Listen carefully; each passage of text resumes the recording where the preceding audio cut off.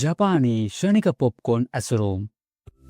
ජපානයේ නිවෙස්වල popcorn සකස් කිරීම පුදුම සහගත ලෙස කාර්යක්ෂම වී ඇත.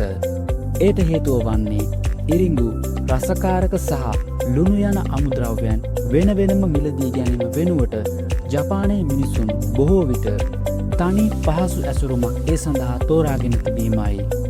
මෙම ඇසුරුම තුළ කුඩා මළු 3ක් ඇත. එකක ඉරිඟු සහිතව, අනෙකෙහි ලුණු සහිතව සහ දෙවැන්නේ කුළුබඩු රසය සහිතව ඒවා ඇසුරුම් කර ඇත. ඔවුන් සරලවම සිදු කරනු ලබන්නේ පෑන් එකක් උදුරෙහි තබා රත් කර ඇසුරමී තිබූ අන්තර්ගතයන් එයට එකතු කර පියනකින් ආවරණය කිරීමයි. මිනිත්තු කිහිපයකින් පසුව එම ඉරිඟු සියල්ල පරිපූර්ණ රස ඇති පොප්කෝන් බවට පත්වේ.